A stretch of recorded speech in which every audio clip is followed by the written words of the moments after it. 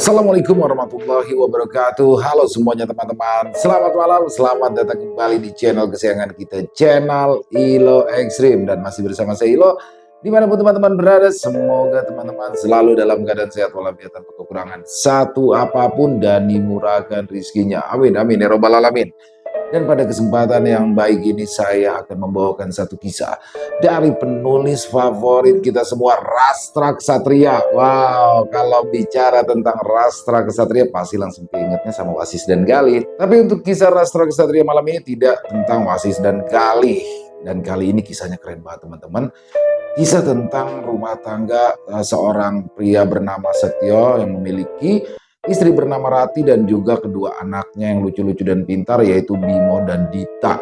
Ada misteri apakah di dalam keluarga bahagia mereka ini? Oke, sebelum kita masuk ke dalam kisahnya, buat teman-teman yang mungkin belum subscribe channel Ilo Ekstrim, yuk bisa diklik dulu tombol subscribe. Jangan lupa lonceng notifikasinya juga dinyalakan agar teman-teman selalu mendapatkan notifikasi dari konten-konten yang akan kami upload selanjutnya. Untuk channel Ilo Ekstrim kami upload setiap hari teman-teman ya. Setiap malam jam 7 malam waktu Indonesia bagian Barat. Oke, nggak pakai berlama-lama lagi. Pastinya udah nggak sabaran kan untuk masuk ke dalam kisahnya. Kita langsung saja masuk ke dalam kisahnya. Bunuh horor on! Santet mematikan untuk istri kedua. Aroma semur daging yang gurih menguar dari arah dapur memenuhi ruang tengah rumah berlantai 2 di kawasan Bintaro itu. Rati dengan celemek kain motif bunga yang mengikat pinggangnya sedang memindahkan mangkuk kaca berisi kuah coklat pekat itu ke atas meja makan. Rambut yang mulai diselingi uban diikat rapi ke belakang. Di usianya menginjak 45 tahunan, gurat wajahnya masih memancarkan ketenangan seorang ibu rumah tangga yang hidupnya terpenuhi. Bimo, Dita, turun yuk, udah jam 7 nih, papa kalian udah lapar, seru Rati. Suaranya lantang namun lembut memecah keheningan rumah itu. Tak butuh waktu lama, suara derap langkah kaki yang berisik terdengar dari arah tangga besi di sudut ruangan rumah. Dita, anak bungsunya yang baru saja pulang les tambahan di luar, masih mengenakan seragam putih abu-abu dengan kaos kaki setengah kendur. Ia berlari kecil menghampiri meja makan. Di belakangnya, Bimo berjalan lebih santai sambil mengusap layar ponselnya khas anak kuliahan zaman sekarang yang tidak bisa lepas dari media sosial. Wah, semur daging nih, asik, kesukaan Bimo ini mah. Seluruh Bimo sambil langsung menarik kursi kayu di sebelah adiknya, tangannya hampir mencomot makanan di atas meja. Bimo, cuci tangan dulu. Kebiasaan banget ya kamu. Belum cuci tangan juga langsung mau pegang makanan aja, tegur Rati sambil menepis pelan punggung tangan anak sulungnya. Bimo hanya terkekeh kecil, kemudian bangkit menuju wastafel. Di ujung meja makan, Setio duduk tenang. Pria berusia 48 tahunan itu mengenakan kemeja lengan pendek yang santai. Tubuhnya tegap, meskipun gurat lelah sisa bekerja sebagai kepala cabang sebuah bank swasta masih membekas di kantung matanya. Ia menatap istri dan kedua anaknya dengan senyuman tipis yang tak pernah lepas. Baginya, pemandangan di meja makan ini adalah penawar paling ampuh setelah seharian penuh menghadapi tekanan pekerjaan di kantor dan juga kemacetan di Jakarta saat pulang bekerja tadi. Gimana kuliahmu hari ini, Bim? Tugas akhir yang kamu ceritakan kemarin udah direspon belum sama dosen? Tanya Setio, suaranya berat dan berwibawa, namun selalu terdengar mengayomi. Bimo yang baru kembali dari wastafel langsung menyedok nasi ke piringnya. Udah dong, Pak. Untung aja di ACC. Kalau enggak, Bisa-bisa Bimo ketahan 1 semester lagi. Capek juga kan, harus bolak-balik bawa tumpukan berkas ke ruangan dosen. Oke, bagus. Selesaikan dengan cepat ya, Bim. Biar uang semesteran kamu nanti bisa dialihkan untuk biaya masuk kuliah Dita 2 tahun lagi. Saud Setio sambil melirik anak perempuannya. Dita langsung cemerut, mulutnya penuh dengan potongan daging. Papa, Dita itu kan masih kelas 1 SMA. Udah dipikirin aja deh kuliahnya. Mas Bimo duluan tuh yang suruh cepet lulus. Terus cari kerja, biar nanti bisa beliin Dita laptop baru. Tawarnya pecah di ruang makan itu. Rati duduk di samping Setio, menyendokkan sayur bayam dan potongan daging terbaik ke atas piring suami tercintanya itu. Interaksi kecil yang sudah mereka lakukan selama 20 tahun lebih pernikahan mereka. Tidak ada kemewahan yang berlebih, namun rumah ini selalu terasa hangat, ya, secara ekonomi. Setio mampu memberikan fasilitas yang lebih dari cukup. Rumah yang nyaman di Jakarta Selatan, mobil SUV putih terparkir gagah di garasi, dan tabungan pendidikan yang aman untuk kedua anak mereka sampai dengan mereka berdua selesai kuliah. Setio menerima piringnya, menatap Rati lekat-lekat. Terima kasih ya, Mah. Ucapnya pelan. Rati tersenyum tipis, mengusap sekilas pundak Setio. Dimakan ya, Pak. Mumpung masih hangat. Belakangan ini Papa kelihatan lemas banget deh. Capek banget ya di kantor. Setio hanya mengangguk. Ia mulai menyuap nasinya perlahan. Oh iya, Pak, Mah, nanti liburan sekolah kita glamping yuk, ujar Dita di sela kunyahannya. Glamping? Apa itu glamping? Tanya Setio tanpa menoleh ke arah Dita. Tangannya sibuk memainkan sendok dan garpu, memotong potongan daging semur di piring. Ih, Papa payah. Masuk glamping aja gak tahu sih, sungut Dita kesal. Itu loh, Pak, kayak camping-camping gitu, tapi fasilitas mewah, makanya disebut glamping alias glamour camping, saut Bimo sambil meraih gelas berisi air putih. Wah, boleh tuh. Mama suka banget deh kalau liburan di tengah alam kayak gitu. Pasti seru, sambung Rati antusias. Oke. Papa setuju. Nanti biar Mama sama Dita yang atur aja semuanya ya, jawab Setio dengan senyum terkembang. Di bawah temaram lampu gantung ruang makan, keluarga itu terus mengobrol, saling melempar lelucon kecil dan menikmati malam yang tenang. Di mata Rati, tidak ada satupun hal yang kurang dari hidupnya.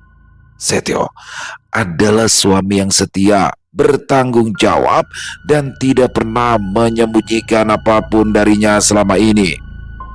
Bimo dan Dita, mereka tumbuh menjadi anak-anak manis yang penurut.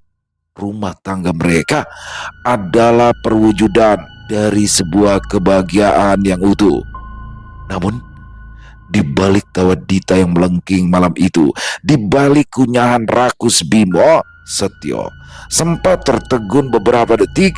Tangannya yang memegang sendok sempat gemetar tipis sebelum akhirnya ia cengkram kuat-kuat agar tidak ada yang menyadarinya. Dia menatap wajah Rati yang sedang tertawa mendengar cerita Dita, sebuah tatapan yang dalam, penuh dengan rasa sayang, namun sekaligus menyimpan sesuatu yang sangat dalam di dasar matanya. Malam itu, jarum jam dinding di kamar kerja lantai 2 sudah melewati angka 11. Suasana rumah sangat sunyi, hanya menyisakan dengung halus dari mesin pendingin ruangan. Setio duduk menghadap layar laptopnya yang menyala terang, namun jemarinya tidak sedang mengetik laporan bank. Kedua matanya menatap lekat-lekat layar ponsel yang ia pegang dengan kedua tangan. Pendar cahaya dari layar ponsel itu memantulkan gurat wajah Setio yang tegang. Sesekali, sudut bibirnya tertarik membentuk senyuman tipis, sebuah senyuman lega yang sangat jarang ia tunjukkan di depan keluarganya belakangan ini. Ibu jarinya bergerak cepat di atas keyboard handphone, mengetikkan beberapa baris pesan dengan sangat berhati-hati. Tiba-tiba saja, ceklek, suara engsel pintu kamar kerja yang diputar perlahan membuat Setio tersentak hebat. Dengan gerakan refleks yang amat cepat, ia langsung membalikan ponselnya dengan posisi layar menghadap ke meja kayu. Lalu buru-buru menutup tudung laptopnya hingga menyisakan celah yang sempit. Rati melangkah masuk, membawa segelas susu hangat. Langkah kakinya lambat, matanya langsung tertuju pada tangan Setio yang masih berada di atas ponsel terbalik itu. "Papa belum tidur?" tanya Rati. Suaranya terdengar datar, namun sepasang matanya menatap tajam ke arah meja kerja. "Udah jam 11 lewat loh, Pa. Belakangan ini Papa sering banget deh mengurung diri di kamar kerja sampai larut malam. Sebenarnya Papa lagi ngerjain apa sih?" Setio berdiam, mencoba menguasai suaranya agar terdengar sealami mungkin. Dia menarik tangannya dari ponsel, lalu meraih gelas susu yang disodorkan oleh istrinya. Iya mah, ini tanggung. Ada urusan kantor yang harus Papa selesaikan secepatnya sebelum terlambat. Urusan ini penting banget, mah. Ini semua terkait jabatan Papa." Rati berdiri mematung di samping meja kerja. Insting seorang wanita yang telah mendampingi suaminya selama 20 tahun bisa menangkap jika ada sesuatu yang tidak beres. Wajah Setio memang tampak lelah dan pucat, namun kegugupan saat menyembunyikan ponsel tadi tidak bisa dibohongi. "Urusan bang sampai selarut ini, Pak. Biasanya kalau laporan bulanan, Papa juga nggak pernah tuh secemas ini. Sampai harus jauhin ponsel kalau Mama masuk ke ruangan kerja Papa," ucap Rati. Nadanya mulai menyelidik. Ada penekanan dingin di setiap katanya. Setio memaksakan sebuah senyuman, lalu meminum susu hangat itu sedikit. Ini murni urusan kantor, mah. Dan sekali lagi, ini juga terkait dengan masa depan kita juga. Udah deh, Mama sebaiknya tidur duluan aja ya. Papa nggak mau Mama ikut pusing mikirin hal ini. Nanti kalau semua sudah beres, Papa ceritakan ya. Kata-kata Papa tidak mau Mama ikut pusing justru terdengar seperti tamparan bagi Rati. Di dalam kepalanya, sebuah benih kecurigaan yang hitam mulai bertunas. "Ya udah deh, jangan kemalaman. Kesehatan Papa itu lebih penting. Jangan banyak tingkah, Pak. Ingat, kita sudah tua," saut Rati dengan nada ketus yang tertahan. Dia berbalik, kemudian melangkah keluar, menutup pintu kamar kerja itu dengan sentakan yang sedikit lebih keras daripada biasanya. Setelah memastikan langkah kaki Rati menjauh menuju kamar tidur utama, Setio menghembuskan nafas panjang yang terdengar sangat berat. Ia memijat pangkal hidungnya yang terasa kaku. Pria itu kembali membalikan ponselnya. Di layar aplikasi WhatsApp, ruang obrolan dengan sebuah nomor tanpa nama kontak kembali dibuka. Setio mengetikkan pesan tambahan. "Tolong pastikan semuanya rapi dan senyap. Saya tidak ingin istri dan anak-anak saya di rumah tahu tentang hal ini dulu." Setelah menekan tombol kirim, Setio buru-buru menghapus seluruh riwayat obrolan tersebut, memastikan tidak ada satupun jejak yang tersisa jika sewaktu-waktu ponselnya sampai jatuh ke tangan orang lain. Ia mematikan lampu meja kerja, membiarkan ruangan itu tenggelam dalam kegelapan pekat. Di tengah keheningan malam, Setio menatap keluar jendela dengan pikiran yang berkecamuk. Ia sama sekali tidak menyadari bahwa di balik pintu kamar kerja yang tertutup itu, Ratih istrinya masih berdiri mematung di kegelapan koridor, menatap celah bawah pintu dengan dada yang bergemuruh penuh prasangka buruk. Benih prasangka yang tertanam di dada Rati kini mulai tumbuh semakin besar, menggerogoti pikirannya setiap hari. Perubahan sikap Setio terasa makin nyata dan berpola. Setio, yang biasanya selalu pulang ke rumah di Bintaro tepat pukul 7 malam, kini seringkali baru memarkirkan mobil SUV putihnya di garasi setelah lewat pukul 9. Alasannya selalu sama: rapat mendadak dengan jajaran direksi atau menemui klien penting di luar kantor. Namun, Rati mencium sesuatu yang berbeda. Setiap kali Setio pulang larut, aroma tubuh suaminya tidak lagi hanya bau keringatnya yang khas pakaian kerja, melainkan ada semacam aroma aneh samar bercampur wangi harum yang tidak biasa. Aroma yang menurut pikiran liar Rati adalah wangi parfum milik perempuan lain. Papa belakangan ini sibuk banget ya. Sampai makan malam di rumah aja sering dilewatkan, sindir Rati suatu malam saat Setio baru saja meletakkan tas kerjanya di atas meja makan. Setio tampak kelelahan, langkah kakinya agak lambat saat berjalan menuju wastafel. Iya mah, ada urusan krusial yang menyedot banyak waktu dan energi Papa akhir-akhir ini. Tapi ini kan semuanya Papa lakukan demi kebaikan keluarga kita juga nantinya.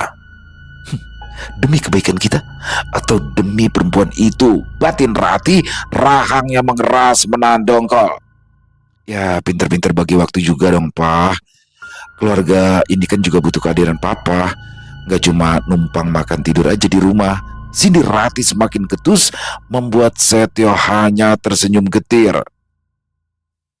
Kecurigaan itu tidak hanya dirasakan oleh Rati, Bimo dan Dita pun mulai menangkap suasana dingin yang kerap menyelimuti kedua orang tua mereka di meja makan. Setio, yang biasanya gemar menanyakan progres kuliah Bimo atau tentang ujian sekolah Dita, kini lebih banyak diam dan melamun. Matanya sering menatap kosong ke arah piring dan tangannya beberapa kali gemetar saat memegang sendok, seolah-olah pikirannya sedang terikat pada beban berat di luar rumah yang tidak boleh diketahui oleh siapapun di rumah ini. Puncaknya terjadi pada hari Jumat malam saat jam di dinding sudah menunjukkan pukul 12:30 dini hari. Rati yang sedari tadi hanya berpura-pura memejamkan mata di balik selimut, mendengar suara tempat tidur yang bergerak pelan. Setio bangkit dengan sangat berhati-hati agar tidak menimbulkan suara. Dengan langkah tanpa alas kaki, Setio berjalan keluar dari kamar tidur utama. Rati segera menyibak selimutnya tanpa alas kaki pula. Dia membuntuti suaminya dengan gerakan senyap di tengah kegelapan koridor lantai 2. Dia melihat Setio berjalan turun ke lantai bawah dan masuk ke dalam kamar mandi yang berada di dekat dapur. Ceklek. Pintu kamar mandi itu dikunci dari dalam. Rati menuruni anak tangga satu persatu dengan dada bergemuruh hebat. Ia menempelkan telinga kirinya ke pintu kamar mandi yang dingin. Suasana sunyi sesaat sebelum akhirnya dia mendengar suara Setio berbicara dengan nada yang sangat rendah, hampir berbisik. Ya halo, maaf mengganggu malam-malam. Bagaimana perkembangannya? Apakah semuanya berjalan dengan lancar? Suara Setio terdengar sangat berhati-hati dari dalam. Oke, tolong urus semuanya secara senyap. Saya tidak ingin siapapun tahu untuk sekarang. Ada jeda beberapa detik sebelum Setio kembali berbisik. Oke, terima kasih banyak. Saya percayakan masa depan ini pada Anda. Selamat malam. Mendengar kalimat, saya tidak ingin siapapun tahu, dan juga saya percayakan masa depan ini pada Anda. Jantung Rati serasa dihantam palu godam. Udara di sekelilingnya mendadak terasa menyesakan. Bagi Rati dan bagi siapapun yang mendengarnya, itu adalah bukti mutlak yang tidak bisa disangkal lagi. Setio benar-benar memiliki kehidupan lain di luar rumah. Pria itu sepertinya sedang merancang masa depan baru dengan orang lain dan merahasiakannya dari istrinya sendiri. Di dalam kamar mandi terdengar suara gemercik air wastafel yang dinyalakan dalam waktu cukup lama, disusul suara Setio yang terbatuk-batuk kecil seolah sedang membersihkan tenggorokannya yang serak setelah berbisik. Rati buru-buru membalikkan badan dan berlari sekencang mungkin tanpa suara kembali ke lantai atas.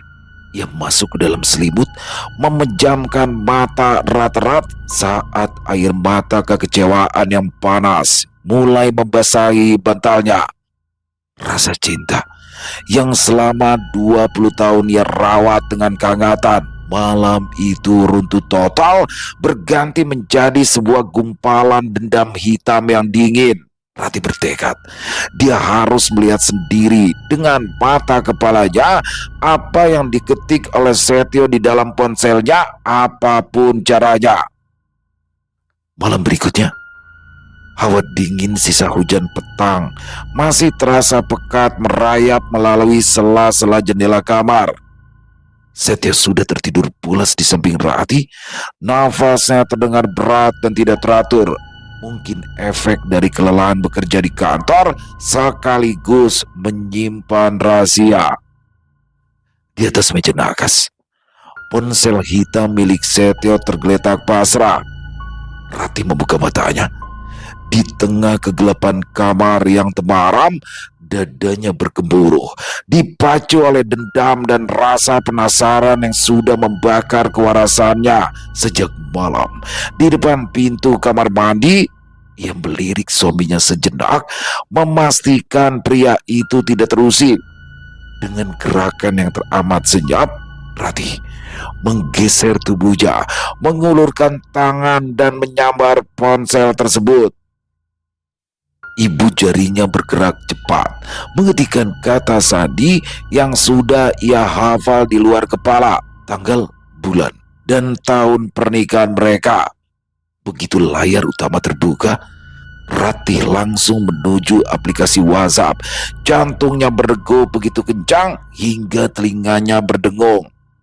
Di baris paling atas ada ruang obrolan dengan nomor asing tanpa nama kontak. Hanya ada keterangan di bagian bawahnya, Gunawan Sarjana Hukum Notaris. Rati menahan nafas. Dia menyentuh obrolan tersebut. Deretan pesan singkat di dalamnya langsung membuat seluruh darah di tubuh Rati terasa berdesir dingin. Pesan dari Setio yang dikirim sore tadi berbunyi, Pak Gunawan, draft yang kemarin saya minta tolong segera disiapkan ya. Saya ingin memastikan semua aset rumah Bintaro, ruko di Serpong, dan seluruh rekening utama dialihkan penuh atas nama istri kedua saya dan anak-anak dari rahimnya setelah saya tiada. Tolong urus ini secepatnya dan secara senyap. Jangan sampai ada pihak keluarga yang tahu. Baik Pak Setio, draft final hukumnya sudah selesai saya susun sesuai dengan permintaan Bapak. Tinggal sisa tanda tangan bermaterai dari Bapak saja, dan berkas akan segera saya bawa ke kantor cabang siang agar aman dari jangkauan keluarga di rumah. Rati mematung di atas ranjang. Layar ponsel yang terang itu seolah mengejek ketololannya selama ini. Matanya terpaku, terkunci pada frasa, istri kedua saya dan anak-anak dari rahimnya. Dunia yang selama ini ia bangun dengan kehangatan selama 20 tahun seketika runtuh berkeping-keping menjadi abu dalam hitungan detik. Semua waktu luang Setio yang hilang, semua kepucatan di wajahnya, dan telepon berbisik di tengah malam kini mendapatkan jawaban mutlak yang menjijikan. Setio tidak sedang kelelahan bekerja demi dirinya, Bimo ataupun Dita. Pria itu justru sedang semangat memikirkan cara mendepak mereka semua demi bisa memberikan seluruh harta kekayaannya kepada wanita simpanan dan anak-anak haramnya di luar sana. Air mata kekecewaan yang panas sempat menetes di bibir Rati, namun sedetik kemudian itu langsung mengering, tergantikan oleh gelombang amarah yang hitam dan membutakan. Rasa dihina, rasa dicampakkan sebagai seorang istri yang selama 20 tahun menemani suaminya dari nol besar sampai kini punya segalanya, membuat otaknya benar-benar gelap. Rati menoleh perlahan ke arah Setio yang masih mendengkur halus. Tatapan mata Rati kini kosong, sedingin es dan penuh dengan kebencian. Ingin rasanya dia menampar wajah atau menjambak rambut laki-laki yang ada di sampingnya itu. Tapi ia tahan. Rati meletakkan kembali ponsel itu ke atas meja nakas dengan posisi persis seperti semula, seolah tidak pernah terjadi apa-apa. Ia bangkit dari tempat tidur, melangkah dengan kaki telanjang menuju kamar mandi bawah. Di depan cermin wastafel yang rebang, jemari Rati mencengkram pinggiran porselen dengan erat. Kamu mau kasih semuanya ke perempuan itu, Pak? Bisik Rati, suaranya parau, dingin, tanpa emosi sama sekali. Tidak akan pernah. Itu tidak akan pernah terjadi. Kalau aku dan anak-anakku tidak bisa memilikinya, maka tidak ada seorang pun juga yang bisa memilikinya. Malam itu juga, dendam yang membakar seluruh isi dada membuat Rati nekat mengambil keputusan paling kelam. Dia tidak akan mengamuk. Dia tidak akan meminta penjelasan dari suaminya yang baginya mungkin itu semua sudah terlambat. Dia akan menyelesaikan ini semua dengan caranya sendiri, sebuah cara yang sudah biasa dilakukan orang-orang dari tanah kelahirannya, cara yang paling senyap, yang akan memastikan musuh hancur sampai ke akar-akarnya. Pagi harinya, suasana rumah di Bintaro terasa berbeda. Tanpa ada air mata atau bentakan, Rati berpamitan kepada Setio dengan dalih bahwa ibunya yang tinggal di sebuah desa terpencil di Banyuwangi, Jawa Timur mendadak sakit keras dan ia diminta untuk pulang kampung segera. Setio sempat bertanya, kenapa Rati tidak membawa serta anak-anak, tapi Rati menjawab itu tidak perlu karena menurutnya itu pemborosan. Setio tidak menaruh curiga sedikit pun. Dia bahkan memberikan sejumlah uang tunai yang cukup besar dan mengecup dahi Rati, meminta istrinya itu untuk berhati-hati di jalan. Kecupan yang justru membuat lambung Rati bergejolak menahan jijik. Rati memilih perjalanan udara untuk mempersingkat waktu. Ya, dia tidak sanggup berlama-lama dalam kondisi seperti ini. Di sore harinya, Rati sudah berdiri di sebuah jalan setapak yang membelah perkebunan yang rimbun dan sunyi. Udara sore di pinggiran Banyuwangi itu terasa sejuk, berbeda dengan suasana hatinya yang sedang bergolak panas. Tujuan Rati saat ini bukanlah rumah kedua orang tuanya, melainkan sebuah rumah panggung kayu berdinding gedek bambu yang menyempil menyendiri di ujung kampung ini. Rumah itu milik Badarmo, seorang pria tua yang dikenal oleh orang-orang pelarian sebagai orang pintar yang bisa menyelesaikan urusan apapun dengan cara yang paling senyap. Sesampainya di sana, Rati melangkah hati-hati menaiki tangga kayu rumah itu. Begitu pintu terbuka, hawa pengap yang dingin langsung menyergap wajahnya. Ruangan itu minim cahaya, hanya mengandalkan lampu minyak yang menempel di dinding gedek. Tidak ada asap kemenyan yang mengepul heboh atau tengkorak manusia layaknya di film-film horor. Ruangan itu sederhana, namun aura mistisnya sangat terasa. Seorang pria tua bertubuh kurus dengan kain sarung hitam dan kaos oblong hitam duduk bersila di atas tikar pandan. Rambutnya putih panjang acak-acakan dan sepasang matanya yang keruh tampak tertutup selaput katarak tipis. Namun begitu Rati duduk di hadapannya, mata tua itu langsung menatap lurus ke arah dada Rati seolah bisa melihat bongkahan dendam yang membara di sana. Gusti mboten sareh, tapi menungso sering kesusu. Tuhan tidak tidur, tapi manusia yang sering terburu-buru, ucap Badarmo, suaranya parau, rendah dan sedikit bergetar. Apa yang membuat wanita kota seperti kamu rela jauh-jauh datang ke kubu ini dengan membawa dendam kesumat di dalam dada? Rati tidak mau berbasa-basi lagi. Setelah memperkenalkan diri, dia segera mengeluarkan selembar foto Setio dari dalam tas beserta secari kertas berisi nama lengkap Setio dan catatan kecil tentang istri kedua yang ia temukan di chat WhatsApp. Dia juga meletakkan seikat uang pecahan 100 ribuan dalam jumlah yang sangat banyak di atas tikar. Saya mau perempuan itu mati, Mbah. Perempuan yang menjadi istri kedua suami saya.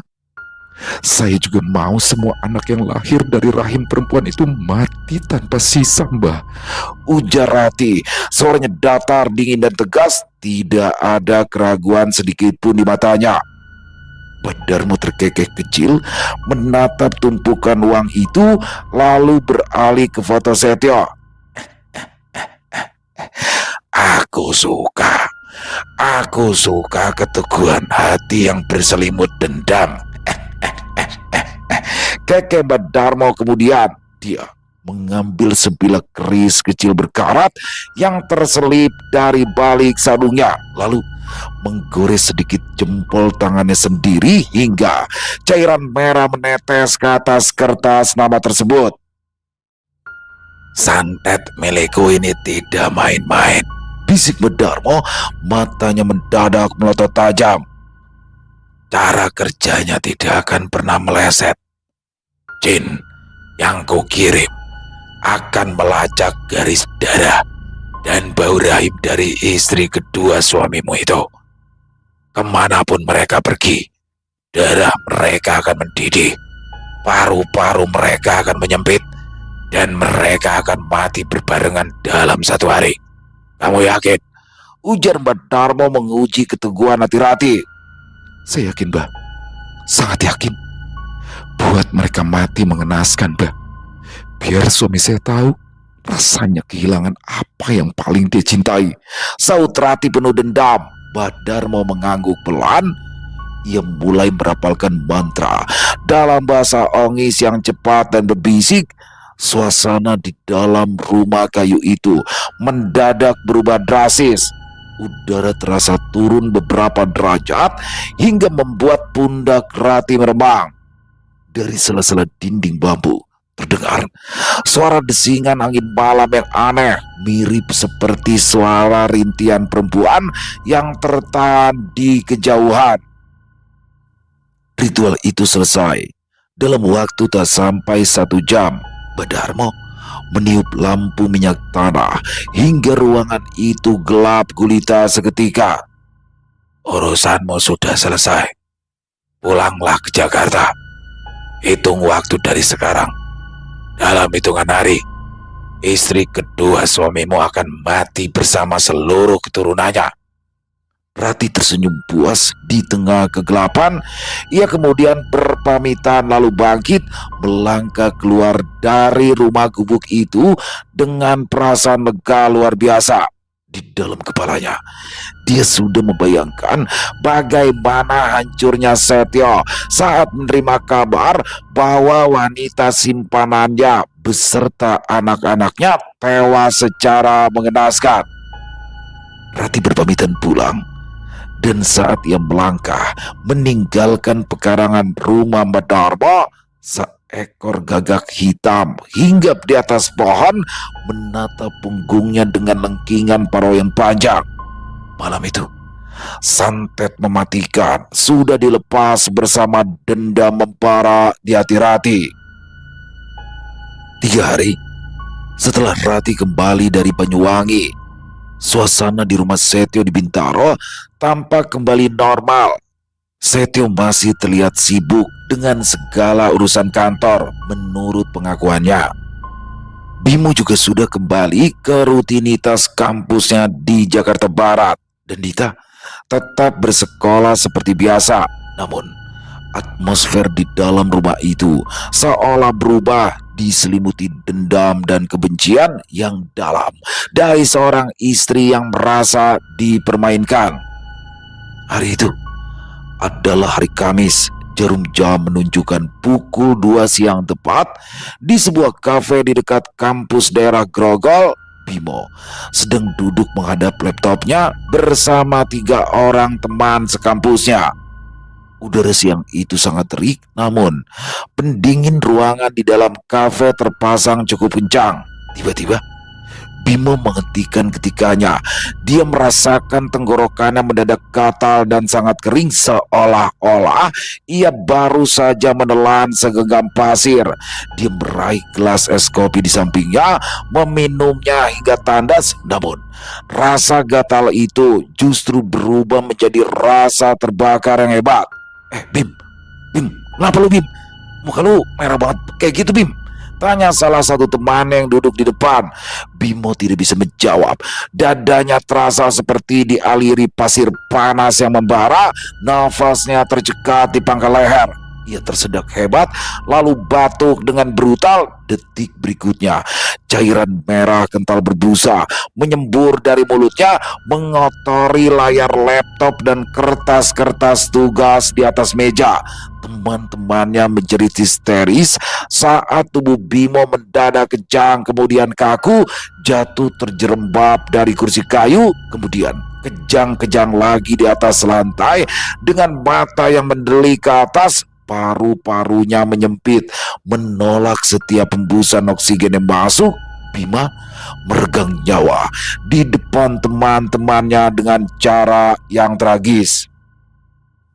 Sementara itu, di jam yang sama, pukul 2 siang tepat, di dalam ruang kelas sebuah SMA swasta di Jakarta Selatan, Dita sedang mendengarkan penjelasan guru sejarah di depan papan tulis.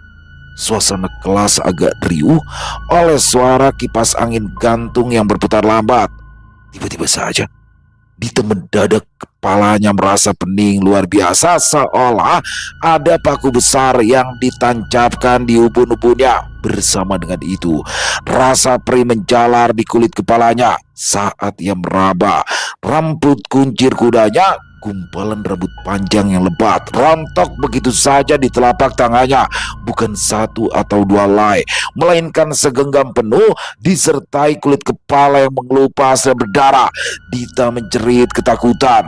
Ia memegangi kepalanya yang mulai mengucurkan darah segar lewat pori-pori rambut. Sebelum guru dan teman-temannya sempat menghampiri, Dita roboh dari bangkunya. Tubuhnya melingkar di lantai kelas, memegangi perut yang mendadak membengkak keras dan mengeras seperti batu. Dari sela-sela rok seragam abu-abunya, cairan hitam pekat mengalir deras, membasahi lantai ubin kelas yang putih bersih. Dita meninggal dunia dengan mata melotot, menahan rasa sakit luar biasa. Sementara itu, di rumah Bintaro, tepat pukul 2 siang, Rati sedang berdiri di depan wastafel dapur mencuci beberapa mangkuk kotor. Sejak pagi, hatinya diliputi rasa puas yang aneh. Ia terus menghitung hari, tak sabar ia menanti kabar kematian istri kedua Setio. Rati terbatu kecil. Dia menghentikan aktivitasnya, menatap air wastafel yang mengalir.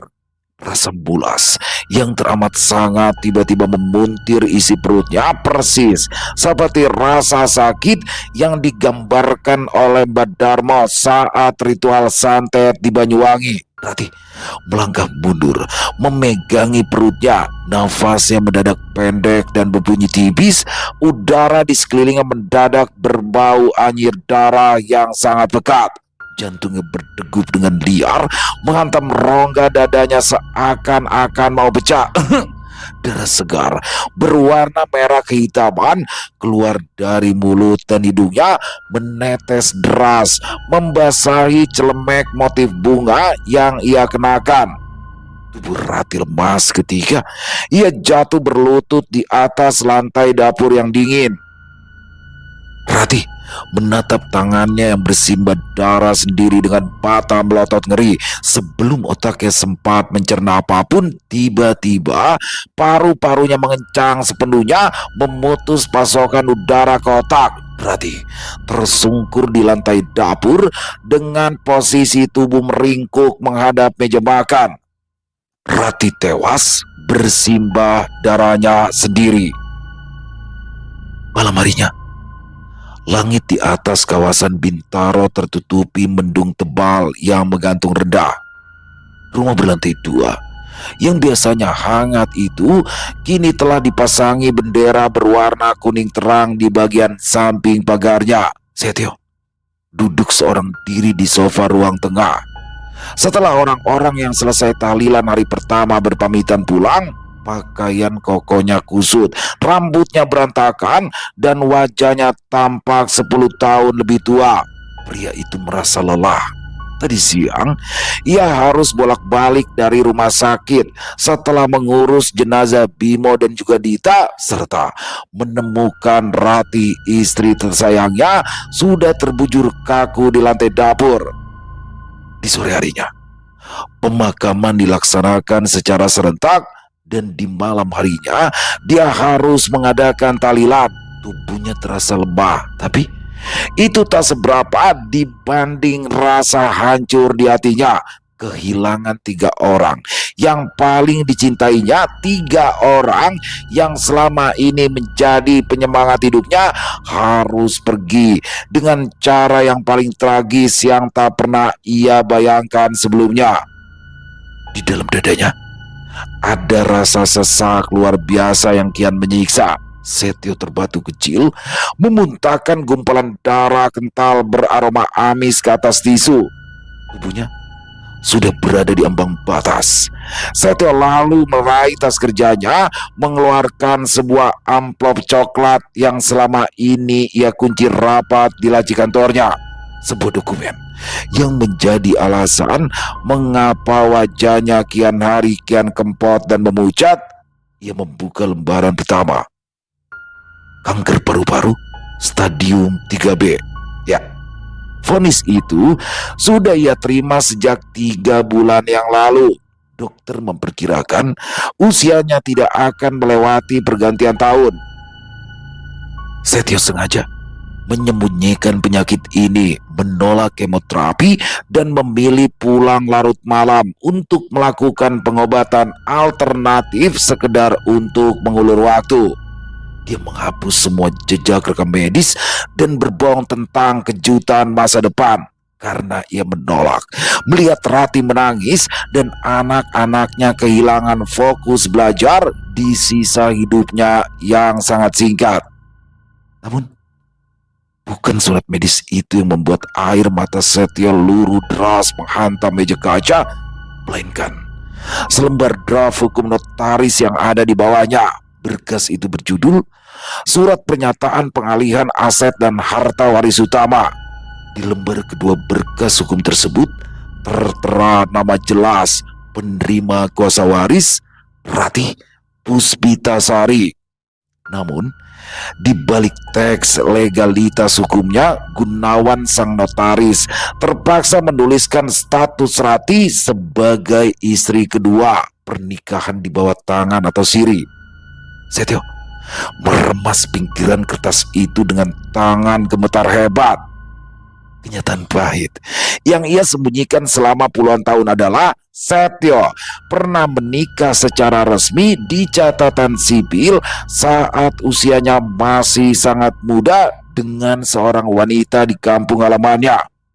Pernikahan akibat paksaan orang tua itu hancur hanya dalam hitungan bulan. Wanita itu pergi dan mereka berpisah ranjang begitu saja tanpa pernah ada putusan cerai resmi dari pengadilan agama karena keterbatasan biaya.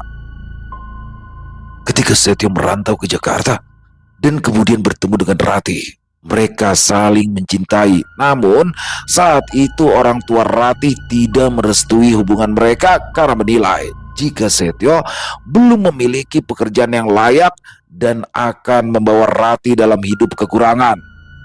Didasari rasa cinta yang besar, Setio dan Rati akhirnya nekat menikah secara siri di bawah bimbingan ustadz. Di mata agama, mereka sah. Dan selama puluhan tahun Setio hanya mencintai Rati seorang. Begitu tahu ajalnya sudah dekat akibat kanker, Setio mendadak panik. Setelah berkonsultasi dengan Gunawan sang notaris memperingatkan bahwa secara hukum negara, jika Setio meninggal dunia tanpa surat wasiat yang kuat, maka seluruh aset rumah Bintaro, ruko dan tabungannya secara otomatis akan jatuh ke tangan pewarisnya, yaitu istri pertamanya yang masih terdaftar sah di dokumen negara, bukan ke tangan Rati atau anak-anaknya. Itulah alasan mengapa Setio mengurus draft waris itu secara diam-diam lewat chat WhatsApp dengan Gunawan di tengah malam. Kata istri kedua yang digunakan oleh sang notaris murni demi legalitas hukum status pernikahan siri mereka agar hak Rati, Bimo dan Dita tidak dirampas oleh masa lalu Setio setelah ia meninggal nanti. Setio merancang pengalihan harta ini justru untuk melindungi Rati, Bimo dan Dita dan sekaligus untuk memastikan keluarganya tetap hidup makmur saat dirinya sudah tertanam di dalam tanah. Mama, kamu salah, kamu salah mengartikannya. Ratap Setio, suaranya parau pecah di tengah kesunyian rumah yang kini kosong. Semuanya buat kamu, Mak. Semuanya buat kamu. Tidak ada perempuan lain. Setio menjatuhkan kepalanya di atas meja kaca, menangis meraung-raung, meratapi ironi paling jahanam di dalam hidupnya. Di sampingnya tergeletak ponsel milik Rati yang tadi ia temukan tertinggal di kamar, menampilkan riwayat pencarian peta digital ke pelosok Banyuwangi beserta catatan dendam bertuliskan istri kedua dan anak-anaknya harus mati. Rati, karena ketidaktahuannya dan dendam yang membabi buta, setelah mengintip chat WhatsApp telah nekat mengirimkan santet mematikan untuk menghancurkan istri kedua Setio beserta keturunannya. Rati tidak pernah sadar bahwa di atas kertas hukum negara yang kaku, dialah istri kedua yang dimaksud. Dan rahim yang ia kutuk untuk membusuk adalah rahimnya sendiri. Darah yang ia minta untuk diputus adalah darah dagingnya sendiri, yaitu Bimo dan Dita. Setio batuk hebat. Gumpalan darah hitam segar menyembur dari mulut, menodai draft surat waris bermaterai notaris yang kini sudah tak ada lagi gunanya. Di luar, hujan deras kembali mengguyur Bintaro dengan suara hantaman bising di atas atap genting di rumah mewahnya.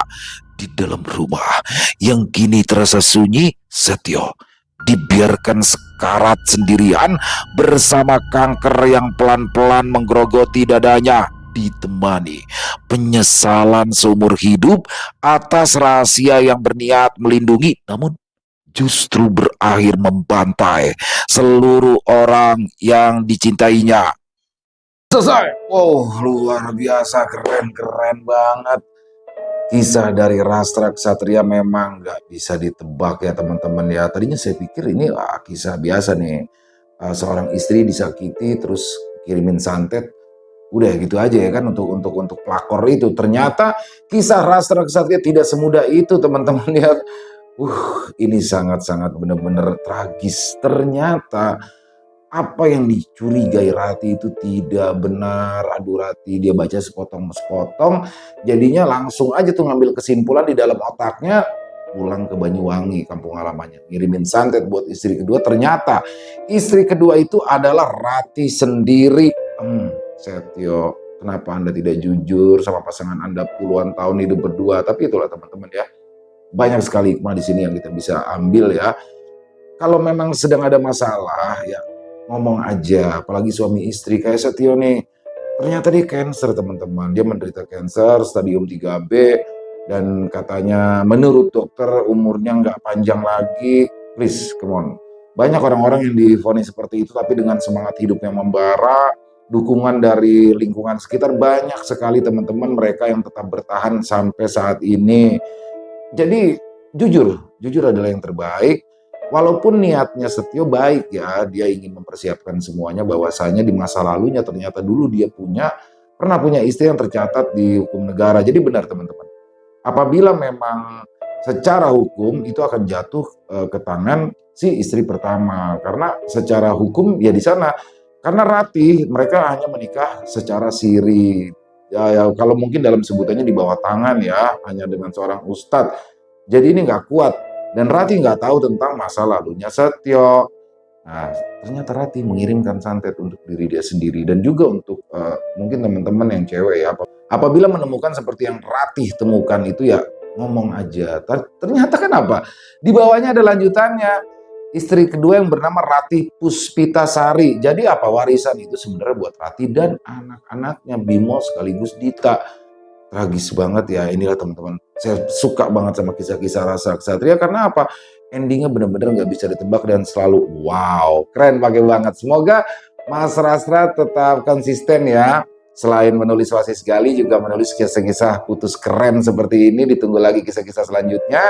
Dan semoga teman-teman semua terhibur dengan kisah barusan para pecinta penikmat horor misteri.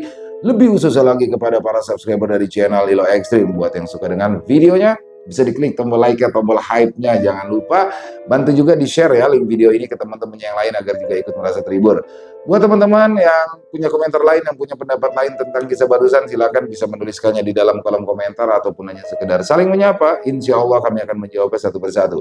Di akhir kata, saya Ilo mengucapkan permohonan maaf apabila mungkin dalam pembawaan kisahnya barusan ada kata-kata saya yang salah ataupun ada kata-kata saya mungkin yang kurang berkenan. Saya mohon dibukakan pintu maaf yang seluas-luasnya. Sampai berjumpa lagi di konten-konten kami selanjutnya, yang pasti tidak kalah ngerinya, yang pasti tidak kalah seramnya. Masih bersama saya Ilo di channel Ilo Extreme. Salam sehat, sukses selalu untuk kita semua. Wassalamualaikum warahmatullahi wabarakatuh.